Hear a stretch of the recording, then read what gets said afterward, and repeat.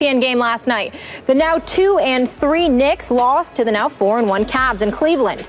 Carmelo and LeBron played each other tough, contesting over 50% of each other's shots. Anthony scored 2 points when guarded by LeBron, while LeBron got 11 with Anthony as his primary defender. But LeBron stepped up in the fourth big. Melo did not. Skip, what was your takeaway from this one? Stephen A., you love you some Carmelo Anthony. I love me some Carmelo Anthony. I know it's still early, but my takeaway last night was I was deeply disappointed in Carmelo Anthony when it mattered most. Head-to-head against LeBron James, who was mightily struggling with his shot, Carmelo came up very small for a Knicks team that I think is pretty good, or let's just say not bad. They're way better than I thought they were going to be. Are they a contender? No, they're not a contender. Could they make a little noise, maybe make some kind of run at the 8th playoff spot? Maybe. I kind of like the team. I like Porzingis. I think he's not going to be a bust. I'll go that far this early. He's 20 years of age, 7 feet 3 inches tall. He's just so long. He's skilled. He's not afraid. Just a baby, but he's got high basketball IQ. I think he's not bad. And I watch these other, Langston Galloway, you've brought him up. He's not bad. Kyle O'Quinn's not bad. Derek Williams, I never liked him before the draft, but in the role that the Knicks have him in, he's not bad. So this team had a chance last night on national television to make an early season statement at the Cavaliers. Beat them, and you go to 3-2. So you're 1 point down going to the fourth. You actually had a big lead in the game, but that's okay. You're just one down. Up to that point, LeBron finally made a three in the middle of the fourth quarter, and at that point, he was 1 for 16 for the season from three-point range. And we saw what happened in the first half. He blamed it on the sleeve jerseys that they were wearing last night. LeBron had signed off on these jerseys. They had practiced in them, and he said, I'm good with it. But then, of course, he's got to blame something for his shooting woes, which have continued since the NBA Finals when he was a disaster. Don't go there. Well, I'm just telling you. So he tears it up. He makes a big show. I'm going to tear my sleeves. Okay, fine. He's always complained about those sleeves. He practiced in them, and he signed off. He told the league, I am good with these. So whatever. Because the league wanted him to play them. Okay. Wanted him to wear them. All right, but the point is, he was struggling mightily. You've got him on the ropes, and you let him off the ropes because in the fourth quarter, Carmelo goes 1 out of 5. He does not get to the free throw line. He's your guy. He's your $23 million man. We all know that. He's your max guy. He should be at age 31, still at the backside of his prime in his 13th NBA season. And you just got to play a little bigger than that against the best player on the planet, your close friend LeBron James, who wasn't great in the fourth quarter, but he was way better than Carmelo because he goes 3 out of 8. He did get to the free throw line and made 4 out of 5. He made things happen. He played with much more energy and urgency than Carmelo did in the fourth quarter. Carmelo just looked deadheaded. He looked dead-legged, and he hasn't been great in the other Knicks games this year. I know Kawhi Leonard did a number on him at the Garden. He does that to just about everybody. But Carmelo had the one outburst at Washington. He scored 37. Other than that, the Knicks have kind of won in spite of him or been decent in spite of him. I need to see more because I think this team is looking for him to lift them just one more level up.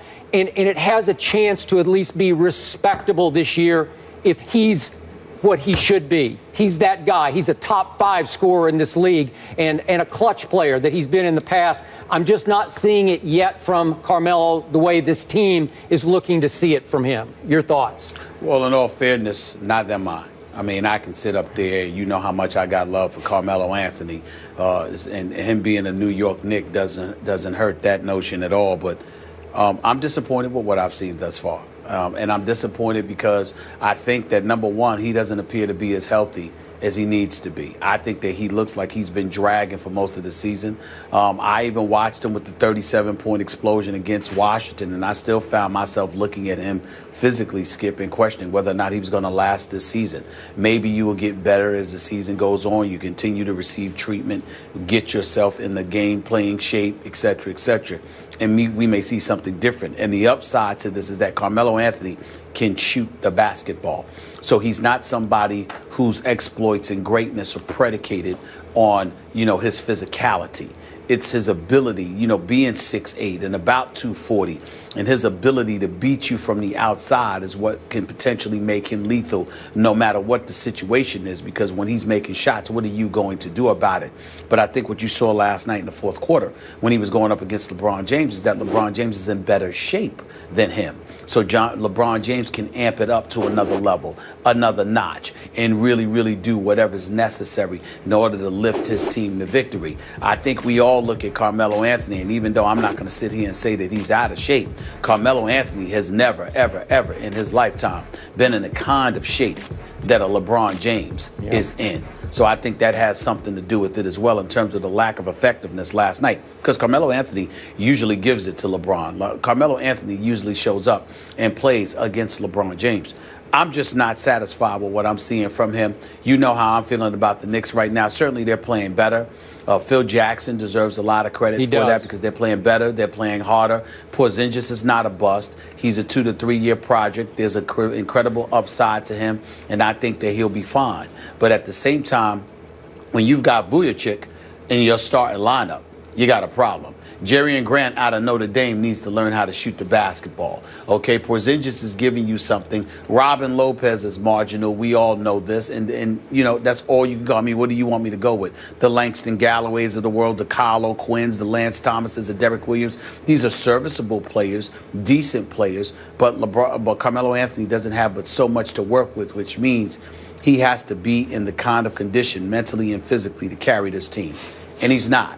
So I'm not happy with what I've been seeing from him. I understand to some degree why that is. But at the same time, I got to tell you, they're not going to go very far unless Carmelo Anthony is a superstar. No doubt. And he doesn't look like a superstar right now. Okay. Are you suggesting he has not recovered from his knee issue of last year? I don't think he's fully recovered. Wow. I do not. I'm not saying that the injury is an issue, but I think the injury and the kind of setback it caused him conditioning-wise, I think there's a lot for him to overcome, because even when he didn't have these injuries, Skip, he wasn't known as some conditioning guru. Yeah. And so because of it, now you've got the injury, and then that scales you back. Yeah, you're rehabbing from the injury so you can get on the basketball court and play. But the kind of physical conditioning that you're accustomed to having before, it wasn't great. So why would it be great now? Yeah. Stephen A., my fear, and I'm hoping against hope this is wrong, but my fear is that Carmelo has been beaten down by such losing with the Knicks that they've lost so much that he's starting to lose his love for playing basketball, where you just get so tired and you look around at the 20-year-old next to you and the guys you just listed and you're saying, we don't really have a chance. So you lose some heart for it. You lose some zest for going out and competing every night, because you start to think, even at my greatest, I can't lift this team up. Well, let's put it in let's just put it plain and simple. Carmelo will never admit it because he's too classy to do so. But he knows this team is subpar, to be kind. He knows that. He knows he's not playing with a championship, a squad with the potential for a championship. But at the same time, Carmelo loves his money. In an ideal world, he would love to make his money in New York City while they're winning. In a less than perfect world, he'd love to make his money while he's winning, even if it was someplace other than New York. Now, this is no excuse for people to run away and say that I'm saying that Carmelo Anthony wants to get traded from the New York Knicks, because I'm not accusing him of such things. But I will say this, considering how average they are, if he had an opportunity to get his money, which he now has, because he's making $122 million, and you couple that with him playing for a contender, do I think that he'll cry about departing from the Big Apple? Somehow, some way, I suspect he'll get over. Okay, but Knicks fans don't want to hear that this early in the season. They just think you're making $23 million this year. Earn your money. Just earn it. Which is why he won't say a word about it, and he probably ain't even thinking about it because it's too early in the season. Not to mention the fact that they do look better than they did last year. Yep. But at the same time, they're just not a championship contender. And when you're in a weak Eastern Conference and there's debates as to whether or not you will even make the playoffs, you are the epitome of sorry. And it just comes down to that. So that's a reality that he has to deal with. He wanted to take the money. He got the money. Nobody can knock him for that. But the price that came with that was staying with the team that's ions away from being a championship contender. And he's going to have to deal with that. And so are New York Knicks fans like myself. As sick to my stomach as it makes me for this team not to be competitive, I have to hold on to a little bit of hope. They do look better than they did last year, and they are playing harder. So I'll give them credit for that. But that's about all they're getting from me. All right, we'll leave it there. Friday, the Knicks host the Bucks at the Garden, and the Cavs are at home again against the Sixers. Tony Romo back at practice with the Cowboys. We're talking about practice. Don't miss Skip's interesting take on Big D's franchise. It better be good. Better be real interesting. You're going to get me interested?